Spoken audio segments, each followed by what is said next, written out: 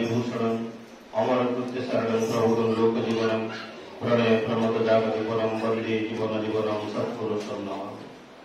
प्रणव श्री श्री ठाकुर जगजननी श्री श्री लक्ष्मी माँ जुगाचार्य श्री श्री बड़दान चरण नंद कोटि प्रणाम।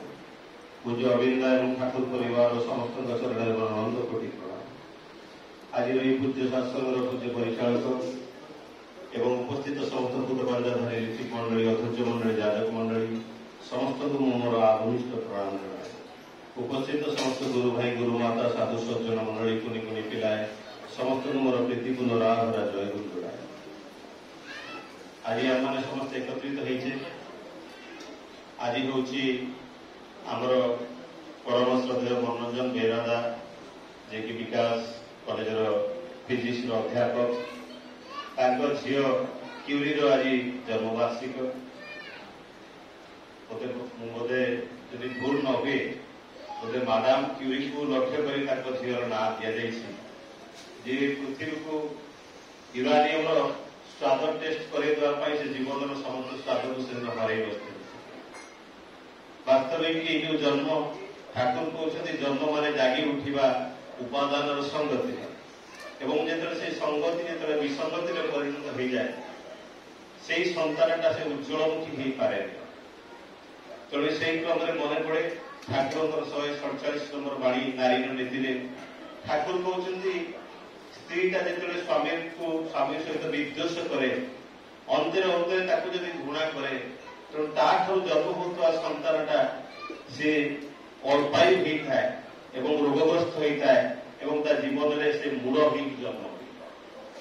तेणु वास्तविक तार वैज्ञानिक कारण को जब देखो स्त्री स्वामी प्रति भल पाइबाटा जिते निबिड़ हुए ताठू जन्म होता सन्तानटा से बलिष्ठ एवं ज्ञानी ही जन्म ही बाहरी तो से तो ठाकुर यही व्यवस्था। आध्यात्मिकतार माने आउ किसी नुहे। आध्यात्मिकतार माने हूँ मनीष जीवन चलनी को सुधारी नवा हूँ आध्यात्मिकता जहाँ मुझे। तेणु आध्यात्मिकतार बहुत संज्ञा थी पारे। अनेक लोग आध्यात्मिकता को आम ठाकुर फाकुर बुझुना आध्यात्मिक नुह आम कहते कि आध्यात्मिकता हूँ एक चलनी जो चलनी को पाथेय कर मनीष बढ़ी पारे एवं बंची पारे बढ़ी पारे। से बंचवा बढ़िबार मर्म जहाँ धर्म बोली ठाकुर कहते धर्मर मान हूँ नियम अनेक गुड़े नियम जहाँ नहीं मनीष बंची निज जीवन चलनीटा को ठीक भाव में चली पारे जीवनटा सुधारी दे पारे। से बोधे ठाकुर कही उठी से अहल्यार कथा से चलनीर पथ को जो बेसहारा जो चली जाता नारी प्रथम कर विवाह संस्कार को या गौतम मुनिकर पत्नी अहल्या से पाषाण हो जाता पथर हो जाता। ये मनीषटा जो भर से आध्यात्मिकता को हराए जीवन चलनी वास्तविक धारा को जो भूली जाए एक अन्य धारा जीवन को अतिवाहित करे से पाषाण हो जाए। एवं ठाकुर तो कही उठिले रामचंद्र पदस्पर्श से पाषाण से स्वर्ग प्राप्ति ही नाला बर्तमान रामचंद्र चलनी ही रामचंद्र चलनी से जीवनटा को चालित हो से पुणी स्वर्ग प्राप्ति होता और मोक्ष प्राप्ति होता। तेणु से चलनीटा को धरी देवाई श्री ठाकुर धरापृष्ठ आसी। तेणु वास्तविकता देखा जाए जीवनटा केते मूल्यवान ताकू बुझाटा संभव हुए आम पाखे। 4-5 दिन तले मो स्कूल में काम करुवा गोटे मिस्त्री तार गोटे मात्र पुओ 10वीं पास कर बापा माँ मन में असंख्य असुमारी स्वप्नर पहाड़ एवं यही 5 दिन तले से पिलाटी जो माँ सहित जिद्दी कला राति सारा सोनी मोबाइल देखुची माँ जो कला मोबाइल बापा को दे दिए बापा मोबाइल लेकिन चली जाऊ आउ मोबाइल दिया पुओ जो 10टा 11टा बेले उठिकी देखला मोबाइल नहीं माँ को दी बार पाड़ी देला पाड़ी देखी बापा पाख चलीगला बापा जो काम करूला मोबाइल दियो न आत्महत्या कर दे। बापा कहला तो मोबाइल दिया छात उपर कहला पुओ आसला सागे सागे सुइसाइड कर। तो ये वास्तविकता जीवनटा मोबाइलटा जीवन ठार के मूल्यवान हो पड़ा से पिलाटा से बुझाटा के व्यथित करता से दिन सारा खाई पारि ना। वास्तविकता को जब आम देखू जीवनटा के मूल्यवान से ठाकुर कहते जो सन्तानटा जन्म हुए शुक्राणु निर्माण मिले जो सन्तान जन्म हुए से शुक्राणुर गोटे मात्र डिम्बाणु यही 25 ରୁ 30 कोटी शुक्राणु भितर बाछी दिए तार समसामयिक डिम्बाणु शुक्राणु जहाँ सहित से मिलन भितर गोटे सन्तान सृष्टि हुए ठाकुर ताको भल सुंदर भाव में बुझे देवाई बैद्यनाथ धाम में शह शह लोक थे प्रवेश द्वारा एत छोट था भीतर जमी गोटे लोक जापे ठीक से कोटी कोटी शुक्राणु भितर गोटे मात्र डिम्बाणु को गोटे मात्र शुक्राणु को डिम्बाणु तार बाछी दिए से अनेक समय नारी मैंने कहती पुरुष नीति नहीं नारी नीति कौन पाए ये नारी जदि महान हुए से जदि नारी उच्च मान हुए से उच्च मान नारी से उच्च मान डिम्बाणु करे से डिम्बाणुटा तार समसामयिक शुक्राणुटा को से बाछी पाए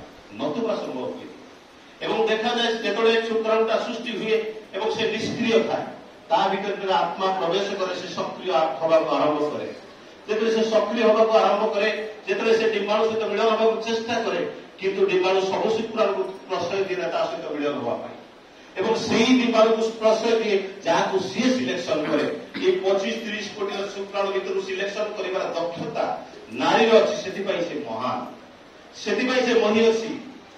महिषी से सृष्टि स्रष्टा ये सृष्टि सृष्टि से ठाकुर कहते सती नारी सतीत्व तार केवल संपद नुहे एक सती नारी सतीत्व ये राष्ट्र संपद ये जातिर संपद तेणु ये सती नारी सतीत्वटा हूँ जातिर संपद एवं ये सती नारी सतीत्व भितर सृष्टि एक विराट महापुरुष एवं जे ये देश जाति को रक्षा कर ठाकुर से कहते ये जो शुक्राणु डिम्बाणु भितर जो underline magnetic force of attraction थाए से फोर्स अट्रैक्शन जिते तीव्र हुए एवं सन्तान आयुटा से तीव्र हुए एवं सन्तान दक्षता से तीव्र हुए सन्तान से उच्च कोटीर मनुष्य या नथुवा संभव हुए से मन पड़े जे माटा स्थिर कर तार सन्तान आयुटा केते हम से दिन गोटे माटे आसी ठाकुर पाखे चित्कार कर कांदुची तार 12 वर्षर पुत्र सन्तान देहांत हो जाए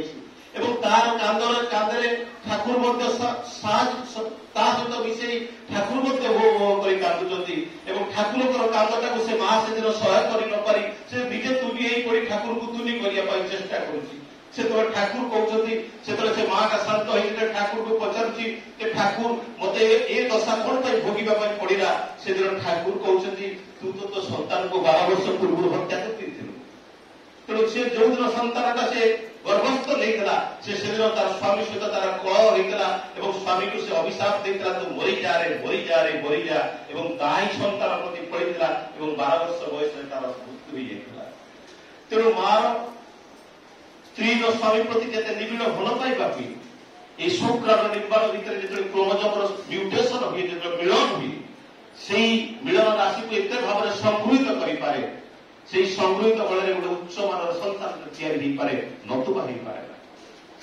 से जो म्यूटेशन प्रक्रिया हूँ जो क्रॉसओवर डीएनए क्रॉसओवरटा हुए से क्रॉसओवरटा केवल से संभव हुए मार स्त्री स्वामी प्रति भल पाइबार निबिड़ता निर्भर करे एवं जो स्त्रीटा स्वामी को जो निबिड़ भाव में भल पाए तार यौन क्षरणटा एत भाव में तीव्र हुए तार हर्मोनाल सिक्रेशनटा तीव्र हुए एवं तार से क्रोमोजोम मान को गठन कर सक्षमता से तीव्र हुए नतुबा हुए तेणु आज तो वैज्ञानिक मैंने देखुं मनुष्य जिते ज्ञानी हुए जिते इंटेलिजेंस हुए कि रोगी हुए कि जी जिते प्रतिभा हुए गोटे गोटे डीएनए आवश्यकता पड़ी था से डीएनए जो आवश्यकता पड़ी था जदि क्या कैंसर होबार अच्छी से डीएनए को जब काढ़ी दि जाए कैंसर हो पारे तेणु वास्तविक से जो डीएनए को जब काढ़ी दि जाए कैंसर हो पारे से डीएनए सृष्टि होती तेणु माँ जो स्वामी स्त्री भितर से गभीर निबिड़ता भितर ही तो सृष्टि तेणु विज्ञान आज अग्रगति करी भल कुकुर तैयारी करुच्ची भल पनीपरिया तैयारी करुच्ची अनेक हाइब्रिड जिन तैयारी करुच्ची किंतु भल मनुष्य तैयारी करवाटा तार द्वारा संभव हो से भल मनुष्यटा तैयारी करने केवल आवश्यकता अच्छी प्रेम से प्रेमटा आज विडंबना पहुंची प्रेम जो निष्क्रिय हो उठी से आज परिवार भितर है समाज और समाज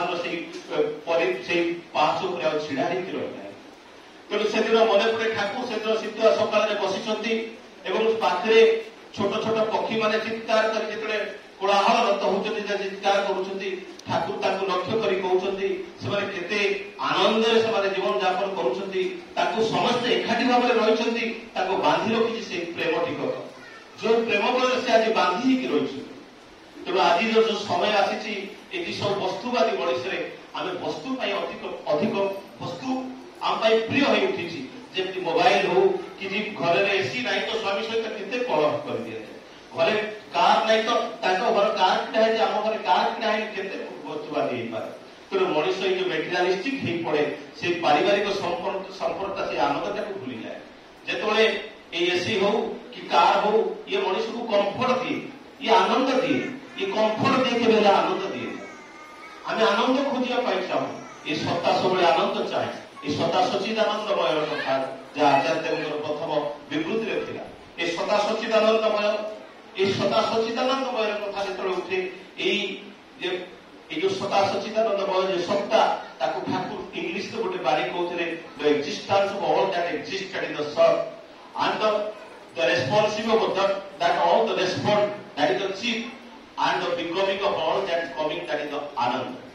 এই সচিত আনন্দর সমারে এই আত্মাটা থাকে। এই আত্মা ସବୁବେଳେ আনন্দ খোঁজে, কিন্তু সেই আনন্দটা কোଉଠୁ ମିଳେ? বস্তুর মিলে। যদি আমি কৌশি জায়গাকে অনেক সময় আনন্দ পাইবা পাই অনেক সময় পিকনিক যাও, বাহারକୁ বুলিବାକୁ যাও, এই সাময়িক আনন্দ যে জায়গায় পিকনিক গলা পরে ঘন্টা 2 ঘন্টা রহিলা পরে সেটি আর রহিବାକୁ ଭଲ লাগে, কারণ তা সহিত আমার যুক্ত হবার ভাব নথায়। তেଣୁ সেই যুক্ত হবার ভাব সেতিকি ବେଳେ আসে যেତେବେଳେ ଆମେ ପରମ ପିତାଙ୍କ ପାଖକୁ ପଳେଇ ଆସୁ। ଯେତେବେଳେ ପରମ ପିତାଙ୍କ ଚରଣକୁ ଯେତେବେଳେ ଆମେ ଆସୁ, ପରମ ପିତାଙ୍କ ଚରଣରେ ଯେତେବେଳେ ମଣିଷ ସାନିଧ୍ୟ ଲାଭ କରେ, ସେତିକି ବେଳେ ହିଁ ସେ ପରମ ପିତାଙ୍କୁ ଯଦି ନିବିଡ଼ ଭାବରେ ଭଲ ପାଇଯାଏ, ତାହେଲେ ଅନ୍ୟମାନଙ୍କୁ ଭଲ ପାଇବାର ସଂଜ୍ଞାଟା ସେ ବୁଝିପାରେ। ତେଣୁ ଠାକୁରଙ୍କୁ ଯେତେବେଳେ ପଚରା ହେଇଛି ଗୁରୁଙ୍କୁ କିଭଳି ଭାବରେ ଭଲ ପାଇବାକୁ ହୁଏ, ସେଥିପାଇଁ ଠାକୁର କହୁଛନ୍ତି ଯେ ଗୋଟେ ସତୀ ନାରୀ ତାର ସ୍ୱାମୀକୁ ଯେଭଳି ଭାବରେ ଭଲ ପାଏ, ଯେବେ ସତୀ ନାରୀ ତା ସ୍ୱାମୀକୁ ଯେଭଳି ଭାବରେ ଭଲ ପାଏ, ଗୋଟେ ମା ତା ସନ୍ତାନକୁ ଯେତିକି ଭଲ ପାଏ, ଏବଂ ଏ ସମସ୍ତ ଭଲ ପାଇବାର ସମାହାରକୁ ଯଦି ମିଶେଇ ଦିଆଯାଏ, ସେହି ସମାହାର ସମସ୍ତ ଭିତରେ ସେ ଈଶ୍ୱରକୁ ଭଲ ପାଇବା ହେଉଛି ତାହା ହିଁ ପ୍ରକୃତ ଭଲ ପାଇବା। ତେଣୁ ତାଙ୍କୁ ଭଲ ପାଇଲେ ହିଁ ଅନ୍ୟମାନଙ୍କୁ ଭଲ ପାଇବାର ସଂଜ୍ଞାଟାକୁ ନିରୂପଣ କରିହୁଏ, ନତୁବା ନିରୂପଣ କରାଯାଇପାରେ ନା। ତେଣୁ ବାସ୍ତବିକତା ସେହି ସମୟ ଆସିଛି। ସେହି ସମୟରେ ଆମେ ସନ୍ତାନମାନଙ୍କୁ ଅନେକ ଭଲ ପାଉ। ତେଣୁ ଭଲ ପାଇବା ଭିତରେ ଆମେ ଅନେକ ସମୟରେ ଚେଷ୍ଟା କରୁ ଯେ ମୋ ଛୁଆଟା IAS ହେଇଯାଉ, ମୋ ଛୁଆଟା ଡକ୍ଟର ହେଇଯାଉ, ମୋ ଛୁଆଟା ଇଞ୍ଜିନିୟର ହେଇଯାଉ। ସେଦିନ ଶ୍ରୀ ଦାଦାଙ୍କୁ ଯେତେବେଳେ ଜଣେ ପଚାରୁଛି, ଦାଦା ତାକୁ ପଚାରୁଛନ୍ତି କେମିତି ଅଛୁ, ନା ମୁଁ ଏକା ରହୁଛି, ମୋ ପୁଅ ଯାଇକି ଆମେରିକାରେ ଚାକିରି କରିଛି ଏବଂ ଇଞ୍ଜିନିୟର ହେଇଛି। ସେତେବେଳେ ଶ୍ରୀ ଦାଦା ଚୁପ୍ ରହିଛନ୍ତି।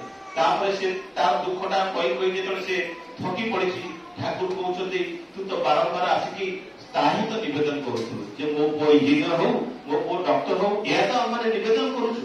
କେବେ ହେଲେ ଆମେ ନିବେଦନ କରୁନା ମୋ ପୁଅଟା ଗୋଟେ ଭଲ ସନ୍ତାନ ହଉ, ଗୋଟେ ଭଲ ମଣିଷ ହଉ, ଏ ସମାଜର କିଛି ଉନ୍ନତିରେ ଲାଗିପାରୁ, ସେ କଥା ତ ଆମେ ନିବେଦନ କରୁନା। ଆମେ ନିବେଦନ କରୁ ମୋ ପୁଅଟା ଡାକ୍ତର ହଉ, ମୋ ପୁଅଟା ଇଞ୍ଜିନିୟର ହଉ, ଏବଂ ସେତେବେଳେ ଆଚାର୍ଯ୍ୟଙ୍କର ନିର୍ଦ୍ଦେଶ ହଁ ଠିକ ଅଛି ବୋଲି କହିଦିଅନ୍ତି। ତେଣୁ ତାହା ହିଁ ହୁଏ। ତେଣୁ ଏ ବାର୍ଦ୍ଧକ୍ୟ ଅବସ୍ଥା ଯେତେବେଳେ ଆସିଯାଏ, ମଣିଷ ଯେତେବେଳେ ବେସାହାରା ହେଇଯାଏ, ସେତେବେଳେ ହିଁ ଖୋଜେ ତା ପୁଅଟା ରୋଜଗାର ପଛକ ନ କରୁ କିନ୍ତୁ ମୋ ପାଖରେ ଥାଉ, କମ ରୋଜଗାର କରୁ ପଛକ ମୋ ପାଖରେ ଥାଉ ବୋଲି ଭାବୁ। କାରଣ ତାର ସେ ପ୍ରେମଟା ଯେତେବେଳେ ଦୂରକୁ ଚାଲିଯାଏ, ସେ ବେସାହାରା ହେଇଯାଏ।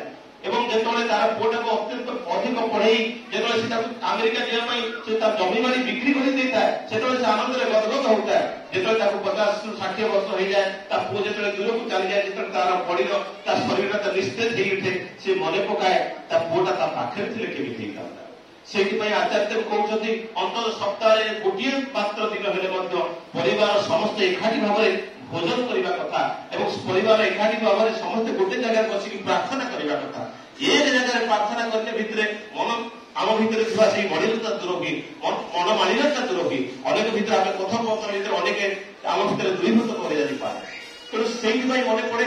ତେଣୁ ଏଇ ଯୋଉ ବିଜ୍ଞାନର ଅଗ୍ରଗତି ଭିତରେ ଆମେ ଗୋଟେ ଭଲ ମଣିଷ ତିଆରି କରିପାରିବୁ। ସେ ଭଲ ମଣିଷ ତିଆରି କରିବା ପାଇଁ ଯେଉଁ ଆବଶ୍ୟକତା ରହିଛି ତାହା ହେଉଛି ପ୍ରେମର। সেই প্রেমটা যদি আমার ভিতরে ফুটে উঠে, তাহলে আমি গোটে সুসন্তানকে জন্ম ଦେଇପାରିବା, নচেত সম্ভব নয়। অনেক সময় দেখা যায় আমি ପିଲାମାନଙ୍କୁ କହୁ କି ମୋ ପିଲା, ଅନେକ ସମୟରେ ଆମେ କହୁ ଯେ ପିଲାମାନଟା ଇଣ୍ଟେଲିଜେଣ୍ଟ ନୁହେଁ, ମୋ ପୁଅଟା ଟିକେ ଭଲ ଇଣ୍ଟେଲିଜେଣ୍ଟ ନୁହେଁ, ମ୍ୟାଥମେଟିକ୍ସ ବୁଝିପାରୁନି, କେମିଷ୍ଟ୍ରି ବୁଝିପାରୁନି, ସାର୍ ଦାଦା ତ ଆମର ଫିଜିକ୍ସ ମାଷ୍ଟର, ଫିଜିକ୍ସଟା ବୁଝିପାରୁନି ବୋଲି କହୁ। ତେଣୁ ଏଇ ଯେ ଇଣ୍ଟେଲିଜେନ୍ସର କଥା ଆସେ, সেই ইন্টেলিজেন্সটা ইন্টারেস্ট সহিত লিঙ্ক থাকে। ମୁଁ ଆଜି ହିଁ ପଢୁଥିଲି ଠାକୁରଙ୍କର ବାଣୀ। ଠାକୁର କହୁଛନ୍ତି ଇଣ୍ଟରେଷ୍ଟଟା ହଉଛି ତ ଇଣ୍ଟରେଷ୍ଟ ଇନ୍ ଦ ଇନର ଅର୍ଥ that is converted to the activity that is the interest. ତେଣୁ ମଣିଷ ଭିତରେ ଥିବା ସେଇ ଇନର ଅର୍ଥଟା ଯେତେବେଳେ ଆକ୍ଟିଭିଟି ରୂପାନ୍ତରିତ ହୁଏ ତାହା ହଉଛି ଇଣ୍ଟରେଷ୍ଟ। ଏବଂ ସେଇ ଇଣ୍ଟରେଷ୍ଟରୁ କଣ ହୁଏ ଇଣ୍ଟେଲିଜେନ୍ସ ଆସେ। ଠାକୁରଙ୍କୁ ଯେତେବେଳେ ଇଣ୍ଟେଲିଜେନ୍ସ ର କଥା ପଡିଛି ପଞ୍ଚାନନ ସରକାର ଦା ଯିଏକି ସେଇ ଆମର ଯୋଉ ଠାକୁରଙ୍କର ଯୋଉ ବିଦ୍ୟାଳୟ ଥିଲା ସେ ବିଦ୍ୟାଳୟରେ ଯେ ପ୍ରଧାନ ଶିକ୍ଷକ ଥିଲେ ପଞ୍ଚାନନ ସରକାର ଦା ସେତେବେଳେ ଠାକୁର ପାଖକୁ ଆସି କହୁଛନ୍ତି ଯେ ଏ ପିଲାମାନଙ୍କର ଇଣ୍ଟେଲିଜେନ୍ସ ନାହିଁ। ଗୋଟେ ପିଲାକୁ ଆଣିଛନ୍ତି କହୁଛନ୍ତି ସେ ପିଲାଟା ବିଲକୁଲ ଇଣ୍ଟେଲିଜେଣ୍ଟ ନୁହେଁ, କିଛି ପାଠ ବୁଝିପାରେନି। ସେତେବେଳେ ଠାକୁର ସେ ପିଲାଟାକୁ କହିଛନ୍ତି ତୁ ଫିଲ୍ମ ଦେଖିବାକୁ ଯିବୁ? ସେ କହିଛି ହଁ ହଁ ମୁଁ ଫିଲ୍ମ ଦେଖିବାକୁ ଯିବୁ। ଠାକୁର ତାକୁ ପଇସା ଯୋଗାଡ଼ କରି ତାକୁ ଦେଇଛନ୍ତି ଫିଲ୍ମ ଦେଖିବାକୁ ଯିବା ପାଇଁ ଏବଂ ତାକୁ କହିଛନ୍ତି ତୁ ଫିଲ୍ମ ଦେଖିକି ଆସିଲା ପରେ ଫିଲ୍ମର ପ୍ରତ୍ୟେକ କାହାଣୀକୁ ମୋତେ ଆସି ତୁ କହିବୁ। ସେ କହିଛି ହଁ ମୁଁ କହିବି ଏବଂ ଫିଲ୍ମ ଦେଖିବାକୁ ଯାଇଛି ଏବଂ ଫେରିକି ଆସିଲା ବେଳେ ଫିଲ୍ମର ପ୍ରତ୍ୟେକ ଲାଇନ୍ ପ୍ରତ୍ୟେକ ଉଚ୍ଚାରଣକୁ ସେ ଉଚ୍ଚାରଣ କରି ଠାକୁର ପାଖରେ ବ୍ୟାଖ୍ୟା କରି କହିଯାଉଛି। ସେଥିରେ ପଞ୍ଚାୟତ ସରକାର ଠାକୁର ପାଖରେ ବସିଛନ୍ତି। ଠାକୁର କହୁଛନ୍ତି ଦେଖ ଦେଖ କୋଉଥର ବା ଇଣ୍ଟେଲିଜେନ୍ସ ନୁହଁ ସେ କେମିତି ମନେ ରଖିଛି ସବୁ ଜିନିଷ। ତେଣୁ ଇଣ୍ଟେଲିଜେନ୍ସ ପାଇଁ ଠାକୁର କହୁଛନ୍ତି ଶିକ୍ଷକ ତାକୁ ଭଲ ପାଇବାଟା ଥିଲେ ନଥିଲେ ସେ କେବେ ଇଣ୍ଟେଲିଜେନ୍ସ ହେଇପାରିବ। ଆଜି ପିଲାମାନେ ଯୋଉ ପାଠ ଭଲ ପଢୁନାହାନ୍ତି ତାର ମୂଳ କାରଣ ହଉଛି ଆମେ ପିଲାମାନଙ୍କୁ ସେତିକି ଭଲ ପାଉ। ଆମେ ଭଲ ପାଉଛୁ ସେ ପ୍ରେମଟା ଆମର ଆସକ୍ତି। ମୁଁ ଭଲ ପାଇବା ପ୍ରତିଦାନରେ ଭାବୁଛି ମୋ ଛୁଆଟା ମୋ କଥା ମାନୁ, ମୋ କଥାରେ ଚାଲୁ, ମୁଁ କହୁଛି ଟ୍ୟୁସନ ଯାଉ, ମୁଁ କହୁଛି ଏଠିକି ପଢିବାକୁ ଯାଉ, ମୁଁ କହୁଛି ଇଞ୍ଜିନିୟରିଂ ପଢୁ, ଇଏ ହଉଛି ମୋର ଆସକ୍ତି, ଇଏ ମୋର ପ୍ରେମ ନୁହେଁ। ଏ ପ୍ରେମଟା ଏକ ନଶ୍ୱର। ଏ ପ୍ରେମ ଭିତରେ କିଛି ପ୍ରତିଦାନରେ କିଛି ନଥାଏ, ଆଶା କିଛି ନଥାଏ, ତାହା ହଉଛି ପ୍ରେମ। ଯେତେବେଳେ ମୁଁ ଆଶା କିଛି କରିକି ପ୍ରେମ କରେ ସେ ହଉଛି ଆସକ୍ତି। ମୁଁ ମୋ ସନ୍ତାନକୁ ପ୍ରେମ କରୁନି ମୋ ଆସକ୍ତି। ସେ ମୋତେ କାଲି ସେ ପୋଷିବ, କାଲି ମୋ ପାଇଁ ଚାକିରି କରିକି ବଡ ମଣିଷ ହବ, ମୁଁ ଗାଁରେ ଛାତିରେ ହାତ ବାଡେଇକି କହିବି ମୋ ପୁଅ ଡକ୍ଟର ହେଇଛି, ମୋ ପୁଅ ଇଞ୍ଜିନିୟର ହେଇଛି, ସେଇଟା ମୋର ଆସକ୍ତି, ମୋର ଭଲ ପାଇବା ନୁହେଁ। ସେଇ ଭଲ ପାଇବାଟା କମି ହେଇଯାଇଛି। ତାକୁ ପରୀକ୍ଷା କରିବାକୁ ସେଦିନ ପଞ୍ଚାୟତ ସରକାରଟା ବସିଛନ୍ତି। ପାଖରେ ଗୋଟେ କୁକୁର 3-4ଟା ଛୁଆ ଜନ୍ମ କରିଛି, ସେମାନେ କାଁ କାଁ କରି କାନ୍ଦୁଛନ୍ତି। ସେତେବେଳେ ଠାକୁର କହିଛନ୍ତି ସରକାରଟା ଯାଇକି ଗୋଟେ କୁକୁର ଛୁଆଟାକୁ ନେଇ ଆସ। ଯେତେବେଳେ ଯାଇକି କୁକୁର ଛୁଆଟାକୁ ଯେତେବେଳେ ସରକାରଟା ଆଣିଛନ୍ତି ସେତେବେଳେ ଠାକୁର କହୁଛନ୍ତି ଏଇ କୁକୁର ଛୁଆଟାକୁ ତୁମେ ପାଳନ ଲାଳନ କରିବ। ସେତେବେଳେ ପଞ୍ଚାୟତ ସରକାର ଗୁରୁଙ୍କର ନିର୍ଦ୍ଦେଶ ତାକୁ ନେଇକି ପାଳନ କରିଛନ୍ତି, ତାକୁ କ୍ଷୀର ଖାଇବାକୁ ଦେଇଛନ୍ତି ଏବଂ ତାକୁ ଗାଧେଇ ଦେଇଛନ୍ତି, ସବୁ ଘରେ ତାର ଯତ୍ନ ନେଇଛନ୍ତି ଏବଂ ସେ କୁକୁର ଛୁଆଟା ପଞ୍ଚାୟତ ସରକାର ତାଙ୍କର ଏତେ ପ୍ରିୟ ହେଇ ଉଠିଛି ଏବଂ ସେ ପଞ୍ଚାୟତ ସରକାର ଯାହା କହନ୍ତି ସେ କରେ, ଯାହା କହନ୍ତି ସେ କରେ। ଏବଂ ପଞ୍ଚାୟତ ସରକାରଟା ଠାକୁର ବସିଲେଣି କି ନାଇଁ ନାଟ ମଣ୍ଡପରେ ସେ ସେଇଟା ଦେଖିକି ଯାଇକି ପଞ୍ଚାୟତ ସରକାର ତାଙ୍କର ଲୁଗାକୁ ଟାଣି ଟାଣିକି ଆଣିକି ପେଣ୍ଡାଲ ପାଖକୁ ନେଇ ଆସେ। ତାପରେ ସେ ସବୁ କିଛି ଜାଣିପାରୁଥିଲା ଏବଂ ଦିନେ ଠାକୁରଙ୍କ ପାଖରେ ସେ ବସିଛି। ପଞ୍ଚାୟତ ସରକାର ତାକୁ ଠାକୁର କହୁଛନ୍ତି ତମେ ତାକୁ କୁହ ତ ଟିକେ ହାତ ଟେକିବ। ସେ କୁକୁରକୁ ଯେମିତି ହାତ ଟେକିବାକୁ କହିଛନ୍ତି ହାତ ଟେକିଛି, ଏ ହାତ ଟେକ ସେ ହାତ ଟେକିଛି, ଗୋଡ ଟେକିବାକୁ କୁହ ଗୋଡ ଟେକିଛି ଏବଂ ଗୋଟିଏ ଗୋଡେ ଛିଡା ହବ, ଗୋଟିଏ ଗୋଡେ ଛିଡା ହେଇଛି। ସେତେବେଳେ ଠାକୁର କହୁଛନ୍ତି ପଞ୍ଚାୟତ ଏଇ ଯୋଉ କୁକୁରଟା ଏଇସବୁ କାମ କରିପାରୁଛି ସେ ଆଉ 3ଟା କୁକୁରକୁ କୁହନ୍ତୁ ତ ସେ କରିବେ। ତା ପାଖରେ ଯୋଉ ଆଉ 3ଟା ଛୁଆ ଆଗରୁ ଥିଲେ ତା ମା ପାଖରେ ଥିଲେ ତାକୁ କୁହନ୍ତୁ ତ ସେ କରିବେ। ପଞ୍ଚାୟତ ସରକାରଟା କହିଲେ ସେମାନେ କେମିତି କରିବେ? ନା ଇଏ କେମିତି କରୁଛି, ନା ଇଏ କରୁଛି ମୁଁ ତାକୁ ବୁଝେଇନି ତ, ମୁଁ ତାକୁ ଭଲ ପାଇଛି, ତମେ ତାକୁ ଭଲ ପାଇଛ, ତମେ ତାକୁ ପ୍ରେମ କରିଛ, ସେଇ ପ୍ରେମ ବଳରେ ତାର ଆଜି ଇଣ୍ଟେଲିଜେନ୍ସଟା ବଢିଛି। ସେ ସେଥିପାଇଁ ତମେ ହାତ ଟେକିବାକୁ କଲେ ସେ ହାତ ଟେକୁଛି, ଆଉ ଗୋଡ ଟେକିବାକୁ କଲେ ଗୋଡ ଟେକୁଛି। ନତବା ସେଇ ପ୍ରେମ ନଥିଲେ ତା ପାଖରେ ସେ ଇଣ୍ଟେଲିଜେନ୍ସ ନଥାନ୍ତା, ସେ ପ୍ରେମ ନଥିଲେ ସେ ଇଣ୍ଟେଲିଜେନ୍ସ ନଥାନ୍ତା। ସେଇଥିପାଇଁ ଆମେ ପିଲାମାନଙ୍କୁ ଯଦି ଗଭୀର ଭାବରେ ପ୍ରେମ କରୁ, ଆସକ୍ତିପୂର୍ଣ୍ଣ ନୁହେଁ, ହয়তো ତାର ଇଣ୍ଟେଲିଜେନ୍ସଟା ବଢିପାରିବ। ଏବଂ ଠାକୁର କହୁଛନ୍ତି 5 ବର୍ଷ ଭିତରେ ସନ୍ତାନଟା ତାର ଶିକ୍ଷାଟାକୁ ସମାପ୍ତ କରିଦିଏ। ଆମେ ଜାଣୁ 5 ବର୍ଷ ଭିତରେ ସନ୍ତାନଟା କିଛି ଦେଖିପାରେନି, କିଛି ଜାଣିପାରେନି, କିନ୍ତୁ ଠାକୁର କହୁଛନ୍ତି education is completed by the 5 years। 5 ବର୍ଷ ବୟସ ଭିତରେ ସେ କୁଲକୁଲ କରି ସବୁ ଦେଖୁଥାଏ, ତାରି ଭିତରେ ସବୁ କିଛି ଶିଖିଦିଏ ଏବଂ ତାର ବ୍ରେନର ଡେଭଲପମେଣ୍ଟଟା ତାରି ଭିତରେ ହିଁ ହେଇଥାଏ। ଏବଂ 3 ମାସ ବୟସ 3ଟା ସପ୍ତାହ ପରେ ତାର ବ୍ରେନଟା ମାତୃଗର୍ଭରେ ସୃଷ୍ଟି ହୁଏ। 3 ସପ୍ତାହ ପରେ ତାର ପିନିଏଲ ଗ୍ଲାଣ୍ଡଟା ସୃଷ୍ଟି ହୁଏ ଏବଂ ପିନିଏଲ ଗ୍ଲାଣ୍ଡ ପରେ ତାର ବ୍ରେନଟା ସୃଷ୍ଟି ହୁଏ, ଯୋଉଟା ମୁଖ୍ୟ ଗ୍ଲାଣ୍ଡ, ଯୋଉଠି ଧ୍ୟାନ କଲେ ମେଲାଟୋନିନ ସିକ୍ରେସନ ହୁଏ, ଯୋଉଠି ଧ୍ୟାନ କରିବାକୁ ଠାକୁର କହୁଛନ୍ତି। ଏବଂ ଏଇ ଆଜ୍ଞା ଚକ୍ରରେ ସେଇ ପିନିଏଲ ଗ୍ଲାଣ୍ଡଟା ଥାଏ ଏବଂ ସେଇଠି ହିଁ ବ୍ରେନ ଥାଏ। ସେ ବ୍ରେନଟା 3 ସପ୍ତାହ ପରେ ସୃଷ୍ଟି ହେଇଥାଏ ମାତୃଗର୍ଭରେ ଏବଂ ସେଇ ବ୍ରେନଟା ବଢି ବଢି ଯାଏ, ସେ ସବୁ କିଛିକୁ ଗ୍ରହଣ କରିବାକୁ ସମ୍ଭବ ହୁଏ। ଅଭିମନ୍ୟୁର ଉଦାହରଣ ଆପଣମାନେ ସମସ୍ତେ ଜାଣିଛନ୍ତି। ଅଭିମନ୍ୟୁର ଉଦାହରଣ ଆପଣ ସମେତ ମାତୃଗର୍ଭରେ ରହିକି ସେ ଶିକ୍ଷା କିଭଳି ପାଇଥିଲା ଏବଂ ଏଇ ମାର ଚିନ୍ତାଧାରା, ମାର ଚିନ୍ତା ଚେତନା, ଏ ସବୁ କିଛି ତାର ଯୋଉ ଚିନ୍ତା ଚେତନାର ସ୍ପନ୍ଦନ ଏ ମାତୃଗର୍ଭରେ ଥିବା ସନ୍ତାନଟା ସବୁ କିଛି ଗ୍ରହଣ କରେ ଏବଂ ସେଇ ବଳରେ ସେ ସେଇଭଳିଆ ମଣିଷଟେ ତିଆରି ହେଇଯାଏ। ଏବଂ ସେଇଥିପାଇଁ ମନେ ପଡେ ଡକ୍ଟର ଟେସ୍ଲା ବି ଜଣେ ସାଇଣ୍ଟିଷ୍ଟ, ଫିଜିକ୍ସର ଜଣେ ସାଇଣ୍ଟିଷ୍ଟ ଯାହାକୁ ନୋବେଲ ପ୍ରାଇଜ ମିଳିଥିଲା ଏବଂ ସେ କହୁଥିଲେ if you want to know the secret of this universe, ଏ ପୃଥିବୀର ସବୁ ସିକ୍ରେଟ ଯଦି ବୁଝିବାକୁ ଚାହ ତେବେ କମ୍ପନକୁ ବୁଝିବାକୁ ପଡିବ। You have to know the secret of this universe and you have to know the vibration. ଏବଂ ପୁଣି ସେ କହୁଥିଲେ your thought is your vibration. ଆମେ ମନେ ମନେ ଯାହା ଚିନ୍ତା କରୁଛୁ ତାହା ହଉଛି ଯୋଉ କମ୍ପନ ସୃଷ୍ଟି କରେ, ସେଇ କମ୍ପନଟା ଆମ ଅନ୍ୟମାନଙ୍କ ପାଖକୁ ପ୍ରତାରିତ ହୁଏ। ଆମେ ଅନେକ ସମୟରେ ଭଲ ହେଇକି ବହୁତ ଭଲ କଥା କହୁ, ହଁ ଆଜ୍ଞା ଆମ ଘରକୁ ଆସିଲେ ଆସନ୍ତୁ ଆସନ୍ତୁ ଖାଇବେ କୁହନ୍ତୁ, କିନ୍ତୁ ମନେ ମନେ ପଳେଇଯାଏ ଲାଗି ତେଣୁ ଆମେ ମନେ ମନେ ଯୋଉଟା ଭାବୁ ସେ ସେଇଟାକୁ ଗ୍ରହଣ କରେ। ଆମେ ଯୋଉ ପାଟିରେ କହୁ ସେ ସେଇଟାକୁ ଗ୍ରହଣ କରେନି, କାରଣ ଆମେ ବହୁତ ସମୟରେ ଭଲ ହେଇଯାଉ, କାରଣ ଆମର ଥଟ୍ ଇଜ ଦ ଭାଇବ୍ରେସନ। ଯାହା ଡକ୍ଟର ଟେସ୍ଲା କହୁଛନ୍ତି, ସେ ଟେସ୍ଲା ଠାକୁରଙ୍କର ପୂର୍ବ ଅବତାର ରାମକୃଷ୍ଣ ପରମହଂସଙ୍କର ସାନ୍ନିଧ୍ୟ ମଧ୍ୟ ଲାଭ କରୁଥିଲେ ଏବଂ ସେ ଟେସ୍ଲା କହୁଥିଲେ your thought is the vibration. ଏଇ ଭାଇବ୍ରେସନ ଠାରୁ ଯୋଉ ଇଲେକ୍ଟ୍ରୋମାଗ୍ନେଟିକ ରେଡିଏସନଟା ତିଆରି ହୁଏ ସେଇ କମ୍ପନଟା ଜଣକ ପାଖରୁ ଅନ୍ୟ ଜଣଙ୍କ ପାଖକୁ ଚାଲିଯାଏ। ମୁଁ ଯାହା ଚିନ୍ତା କରେ ସେ ଚିନ୍ତାଟାକୁ ଅନ୍ୟ ଜଣେ ଗ୍ରହଣ କରେ, ମୋର ଥଟ୍ର କମ୍ପନଟାକୁ ଅନ୍ୟ ଜଣେ ଗ୍ରହଣ କରେ, ମୁଁ କଣ କହୁଛି ସେ ତାକୁ କମ ଗ୍ରହଣ କରେ। ତେଣୁ ମୁଁ ମନରେ ଯେତେବେଳେ ଖରାପ ଚିନ୍ତା କରେ ସେ ଚିନ୍ତାଟାକୁ ଦୂର ହେବା ପାଇଁ ଆମେ ପ୍ରତିଦିନ ଆମ ମଣିଷ ମନକୁ 72,000 ଥଟ୍ସ ଆସେ, ତା ଭିତରୁ 95% ଥଟ୍ସର କିଛି ମୂଲ୍ୟ ହିଁ ନଥାଏ। ସେ ଚିନ୍ତା ଆମକୁ ଦୁଃଖ ଦିଏ। ଠାକୁର ସେଥିପାଇଁ କହୁଛନ୍ତି ଚିନ୍ତାର ମୁକ୍ତ ହେବା ପାଇଁ ଏଇ ଯୋଉ ମନ୍ତ୍ର ଦେଇଛନ୍ତି, ବାରମ୍ବାର ମନ୍ତ୍ର କରିବା ଭିତରେ ଅନେକ ଚିନ୍ତା ଦୁଶ୍ଚିନ୍ତାର ମୁକ୍ତ ହଉ। ଆମେ ଅନେକ ଦୁଶ୍ଚିନ୍ତାର ମଣିଷ ଶୋଇଯାଏ। ଏଇ ମନ ଧାରଇତି ମନ୍ତ୍ର ସେଇ ଇଷ୍ଟ ପୁରୁଷୋତ୍ତମ ମନ୍ତ୍ର ସିଦ୍ଧ ସେ ମନ୍ତ୍ର ଧରିକି ଆସିଛନ୍ତି। ସେ ମନ୍ତ୍ର ଆମକୁ ଦେଇଛନ୍ତି ମନକୁ ତାରଣ କରିବା ପାଇଁ। ତେଣୁ ଏଇଥିରୁ ମୁକ୍ତ ହେବା ପାଇଁ ଆମ ଚିନ୍ତାରୁ ମୁକ୍ତ ହେଲେ ଆମେ ତାହେଲେ କଣ ହବ, ଆମର ଯୋଉ ଚିନ୍ତା ମାର ଯଦି ସୁଚିନ୍ତା ସତ୍ଚିନ୍ତାରେ ରହେ ଏବଂ ଅନେକ ସମୟରେ ଆମେ ଶାଶୁ ଶ୍ୱଶୁରଙ୍କର ସେବା କରୁ, ଏଇ ସେବା କରିବା ଭିତରେ ଆମେ ଅନେକ ଆଶୀର୍ବାଦ ପାଉ ଏବଂ ସେଇ ଆନ୍ତରିକତାର ସହିତ ସେବା କରୁ। ସେଇ ଆନ୍ତରିକତା ଭିତରେ ସେବା ଯଦି ନ କରୁ ସେଇ ଭାବଟା ସନ୍ତାନ ଭିତରକୁ ଚାଲିଯାଏ। କାଲି ସିଏ ମତେ ଜନ୍ମ ହେଲା ପରେ ମତେ ଆଉ ପଚାରେ, ମୁଁ ଭାବେ ଛୁଆଟାକୁ ତ ଭଲ ମଣିଷ କଲି ଇଏ କଲି, ମୋ ଶାଶୁ ଶ୍ୱଶୁରକୁ ଗୋଡ ମୋଡାମୋଡି କରିଥିଲି, କିନ୍ତୁ ମୁଁ ଆନ୍ତରିକତା ସହିତ କରୁନଥିଲି। ଯାହା ସନ୍ତାନ ଜାଣିଛି ମୁଁ ଜାଣିବା ପୂର୍ବରୁ, କାରଣ ମୋର କମ୍ପନ ଭିତରେ ସେଇ ଅନୁଭବ କରିଛି। ତେଣୁ ସମୟ ତ ହେଇଯାଇଛି, ଆଉ ମୁଁ ଆଉ ଆଲୋଚନାକୁ ବଢଉନି, ଉପରେ ଦାଦା ଅଛନ୍ତି ଆଲୋଚନା କରିବି। ତେଣୁ ସମସ୍ତଙ୍କର ଶାନ୍ତି ସୃଷ୍ଟି ପାଇଁ ମୋର ପିତାଙ୍କ ନିକଟରେ ପ୍ରାର୍ଥନା କରି ମୋର ବକ୍ତବ୍ୟଟି ବିରାମ ଦେଉଛି। ସର୍ବଶେଷରେ ପୁଣି ଥରେ ଆମର ମନୋରଞ୍ଜନ ଦାଙ୍କର ସେଇ ଝିଅ ସିଏ ଇଷ୍ଟମୁଖୀ ଜୀବନରେ ଚଳିଲେ ଜୀବନଟାକୁ ଅତିବାହିତ କରୁ ଏବଂ ଆଧ୍ୟାତ୍ମିକ ଧାରାର ଜୀବନଟାକୁ ଅତିବାହିତ କରୁ ଏବଂ ତା ଜୀବନଟା ସୁଖମୟ ଆନନ୍ଦମୟ ହେଉ, ତାରି ପରମ ପିତାଙ୍କ ନିକଟରେ ପ୍ରାର୍ଥନା କରି ମୋର ବକ୍ତବ୍ୟ ବିରାମ ଦଉଛି। ବନ୍ଦେ ପୁରୁଷୋତ୍ତମ ବନ୍ଦେ ପୁରୁଷୋତ୍ତମ ବନ୍ଦେ।